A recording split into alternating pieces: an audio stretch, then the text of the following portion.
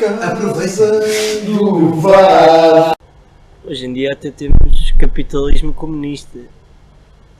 É possível chegar aos dois lados e obter isso. Que é extremamente assustador. Por exemplo, a China. Um capitalismo comunista, sim. Sim, sem dúvida. Se bem que a China não é capitalista no seu interior. Sim, no seu interior não, mas a sua é capitalista base, com o resto do mundo. porque eles também tentam fazer estradas para o interior e tentam tornar o super sumo daquilo tudo. Sim, eles desenvolvem infraestrutura. Yeah. Desenvolvem. Yeah. Mas os comunistas Demasiado. também fizeram isso. Não, é um hábito, porque a teoria é que a infraestrutura vai servir como alguma coisa para o futuro, vai ser útil, mas a verdade é que eles fazem infraestruturas mal construídas e que não duram nada. Pois. E depois têm cidades a colapsar. Mas também são cidades fantasmas. Eles têm cidades onde ninguém fantasmas. vive. Aquela merda tem. Acho que é um terço. Eu vejo um podcast que é sobre a China. É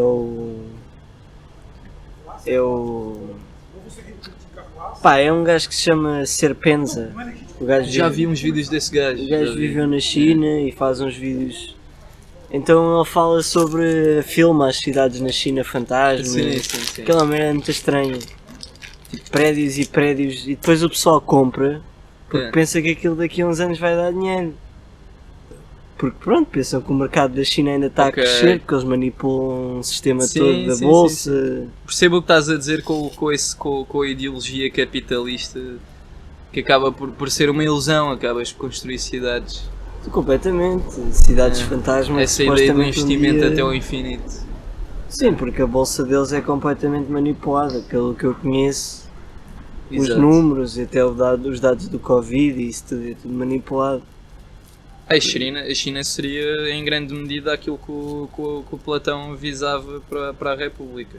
Sério? Ou seja, assim, há uma classe mais alta, que é uma classe intelectual, que organiza toda a sociedade. Tens uma classe guerreira. Não sei se são bem intelectuais os pessoal ali no partido, são mais corruptos.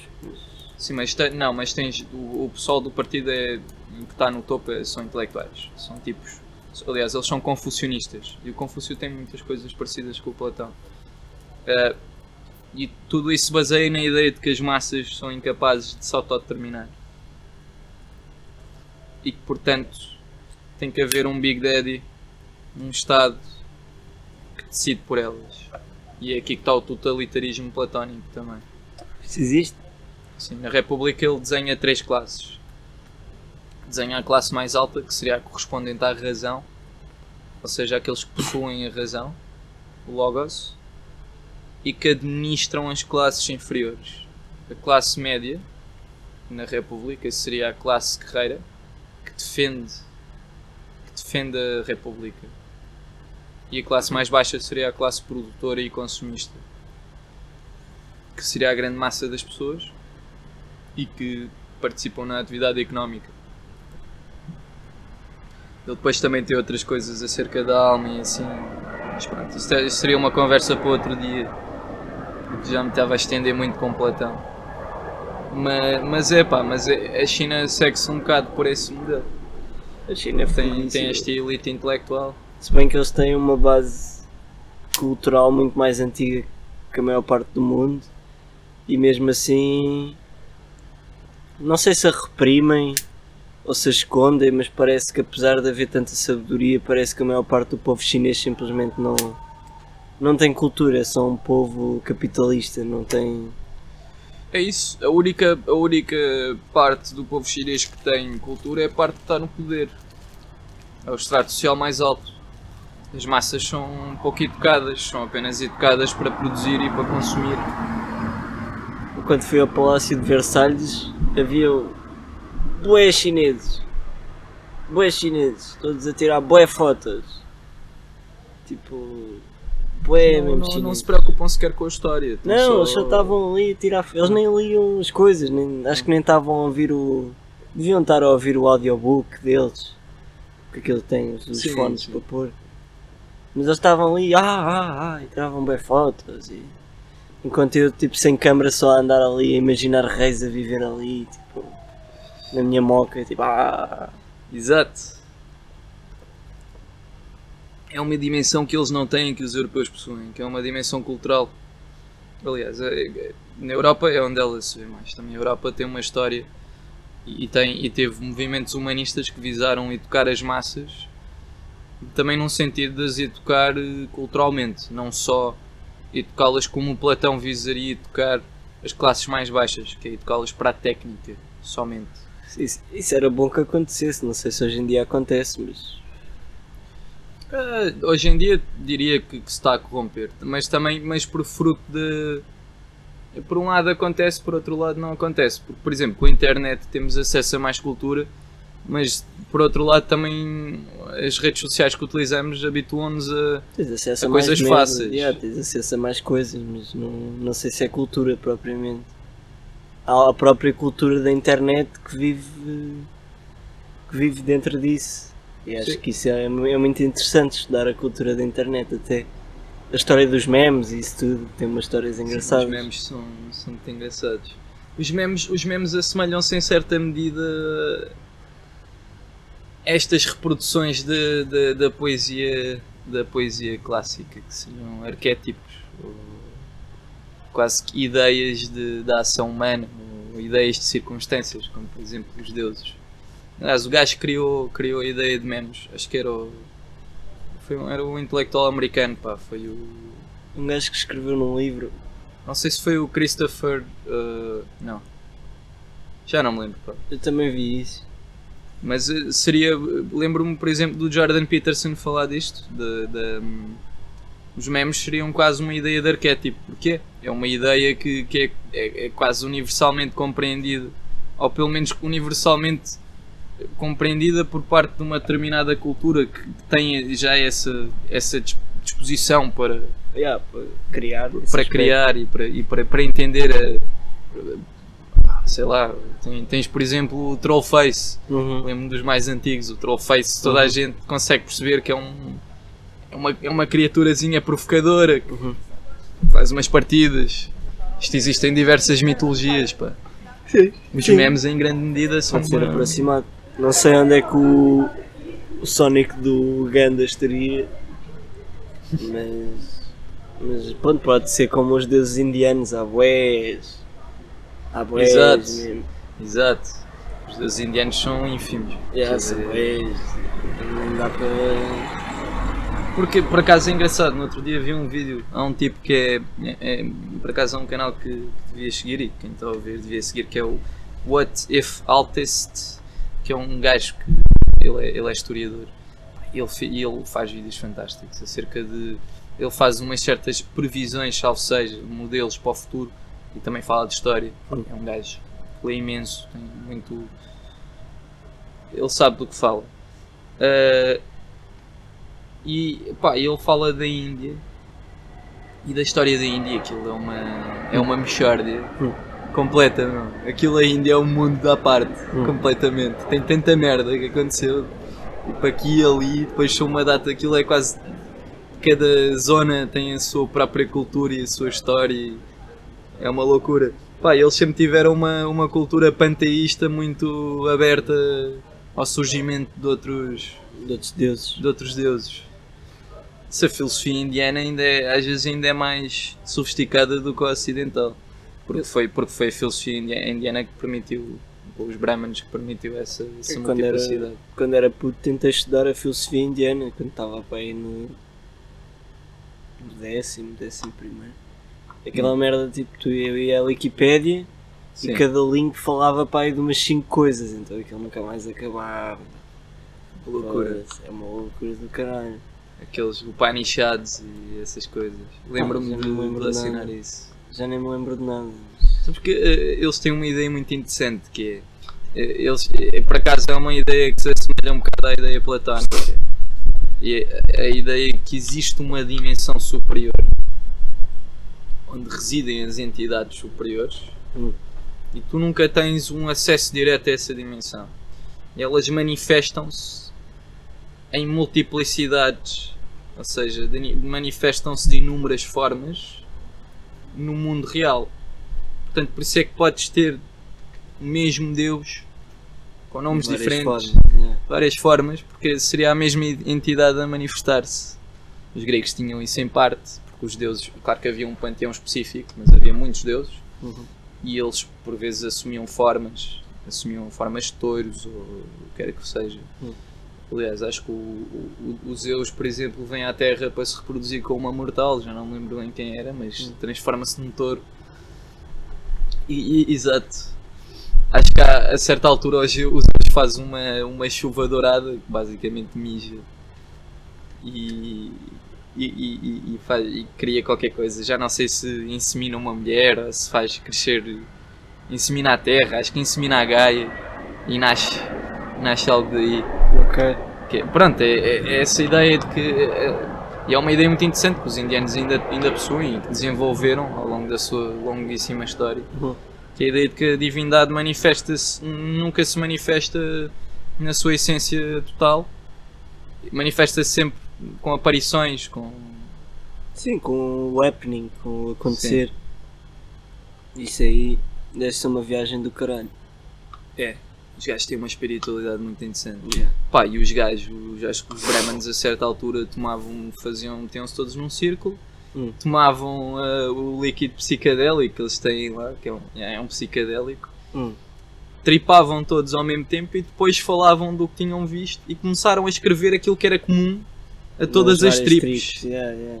Portanto, eles exploraram o mundo espiritual e até este mundo da dimensão alucinogénia que faz-te entrar em contacto com o teu mundo interno, com a tua psique, com os arquétipos do inconsciente, como diria o Carl Jung,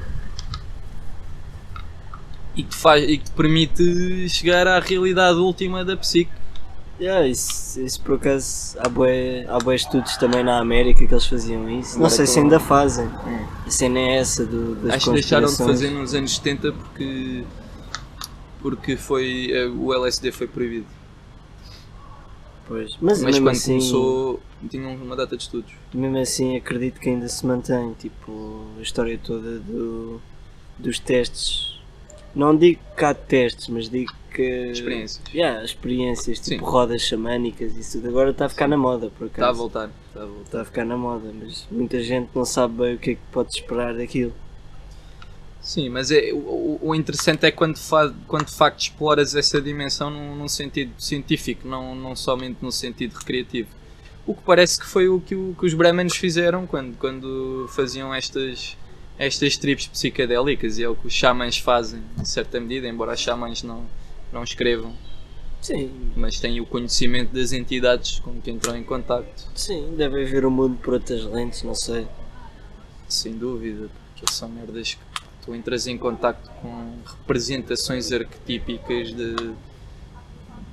dos deuses. Tipo, dos deuses, quando falo dos deuses, estou a falar de entidades psíquicas que residem no teu inconsciente. Por exemplo, encarnações da morte, que é um conceito. Hoje é dia dos mortos. Hoje é dia dos mortos. É, Engraçado. por acaso. Só que isso vem mais do México. Pois é, os mexicanos são... Também é uma cultura muito fixe. Os gajos têm lá a cena dos aztecas, se não me engano. Os aztecas eram uns bárbaros do caraças. Pá, eles eram fedidíssimos. Sacrificar pessoas e animais. Arrancar corações. E depois beber o sangue. Os Não devia gajos ser são os gajos bem. mais cruéis da história. Eram bem fedidos. Não sei se são os mais cruéis, mas Eram dos mais. eram os savages. Completamente. Eram bem savages. A aristocracia azteca era das piores que surgiram na Terra. Os gajos tratavam a plebe como se fosse tipo lixo. Pois não sei. Pá, era aquela, agora vamos sacrificar 1000 de vocês, metam-se aí em fila, vamos arrancar-vos o coração em cima de uma pirâmide, dizer Kalimá.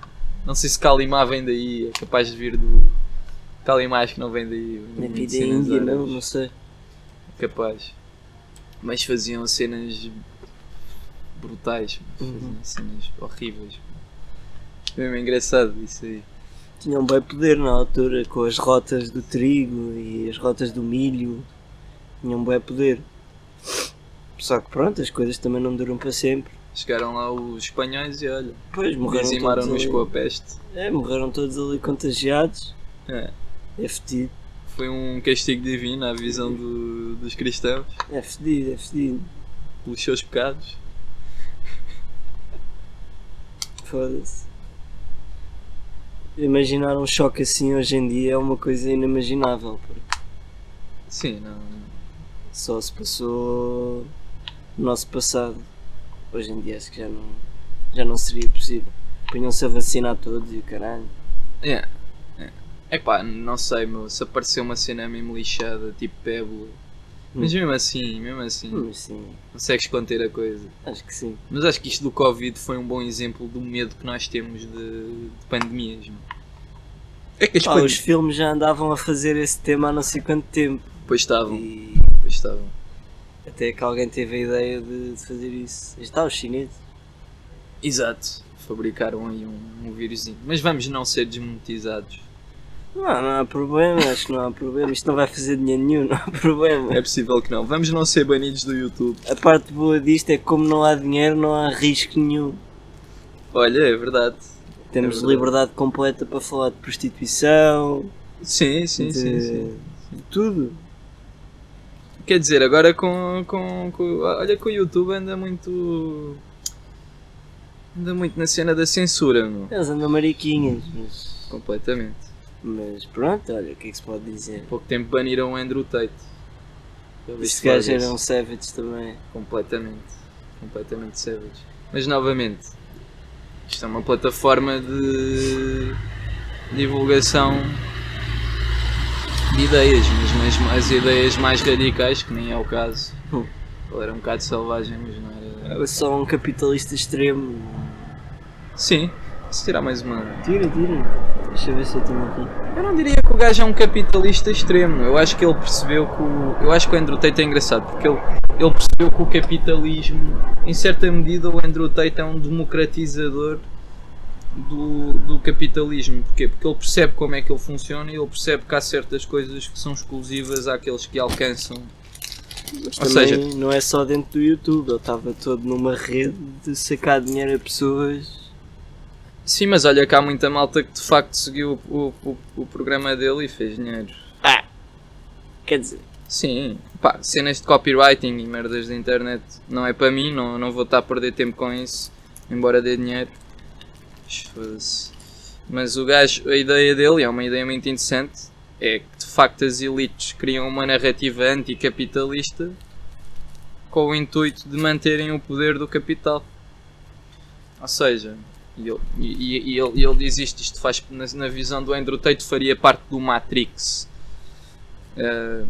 O Matrix que visa deixar as pessoas, em inglês seria neutered, ou seja, deixar as pessoas impotentes com a narrativa anticapitalista, porque o que é que acontece? No capitalismo o capital é o valor máximo e o valor máximo é algo que te abre portas, não só te permite seres livre, porque te permite seres livre, dá-te uma certa imunidade política e judicial, pelo menos dá-te a imunidade das injustiças praticadas na justiça, porque podes contratar um bom advogado se houver problemas.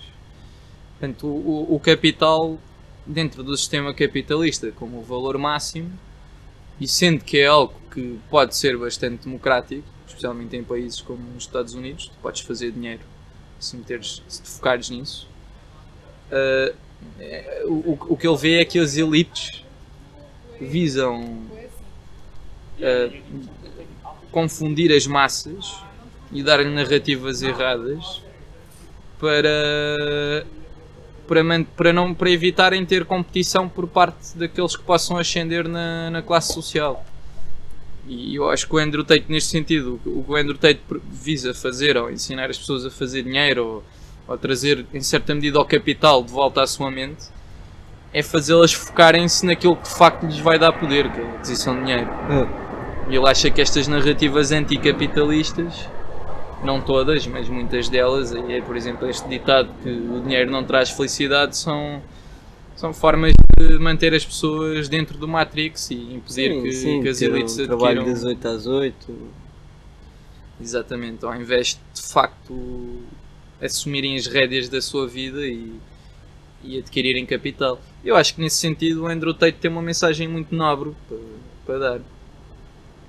Pá, não sei, acho que. E é o aos meus sentido olhos- original da América, dos Estados Unidos da Não, América. isso sim, mas acho que ele acaba por ser um aproveitador da máquina. Está só a tirar o leite das vacas e que se foda o resto.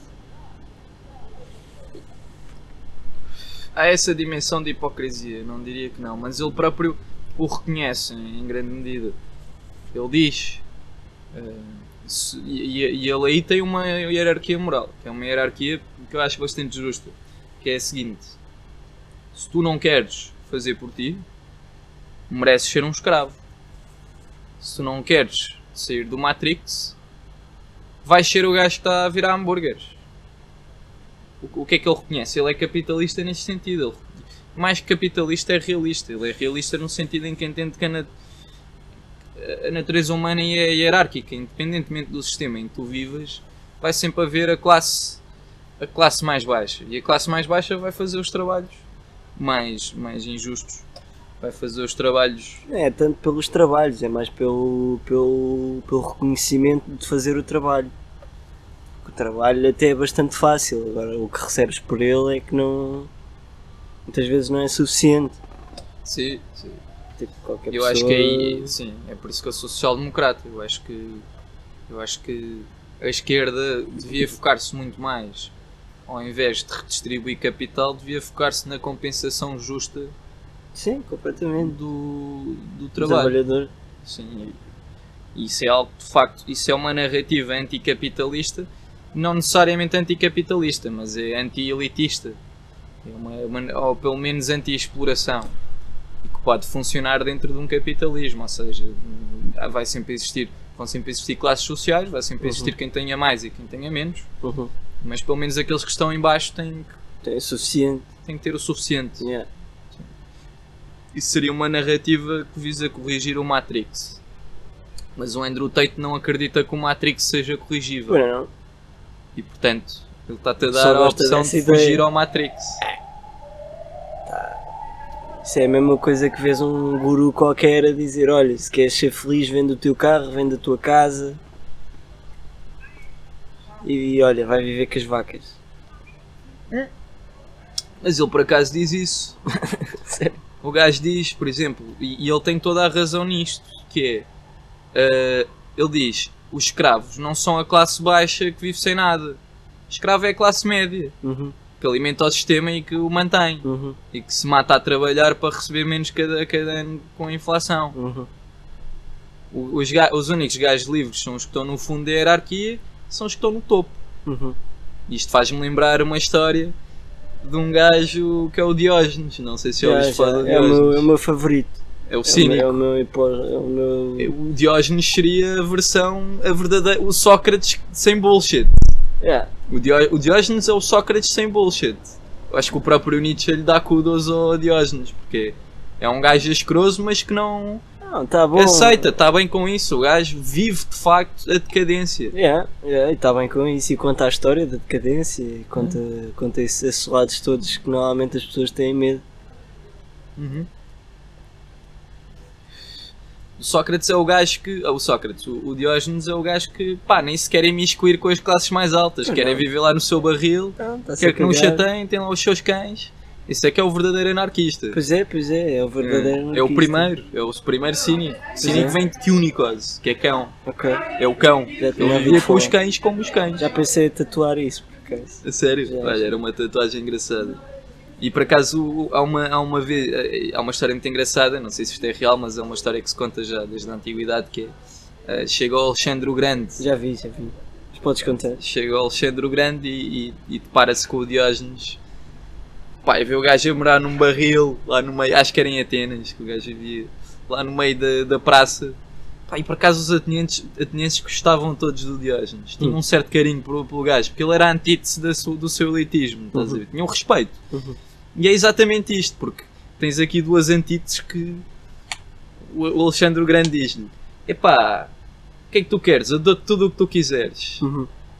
E o Diógenes diz-lhe: sai da sombra. Não, sai do sol que estás-me a tapar o sol. Estás-me a fazer sombra. E o gajo sai-lhe da frente e diz: se eu não fosse o Alexandre o Grande, gostaria de ser o Diógenes.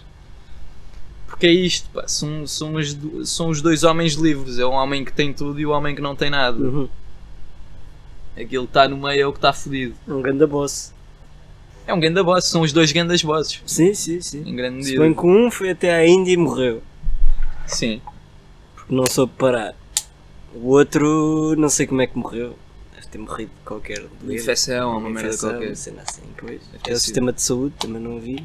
Não havia, só que era para os ricos. O gajo Pois. também escolheu a vida dele. É fedido, é fedido. Mas morreu livre. Pois. E é para isto, acho que podemos acabar o podcast por aqui. Acho que é uma excelente lição esta Uma lição final. lição forte. Bem, até ao próximo podcast. Vaz, foi um gosto. Foi um gosto. Vamos apertar a mão pelo sake de respeito. E vemos no Exatamente. próximo. Alá,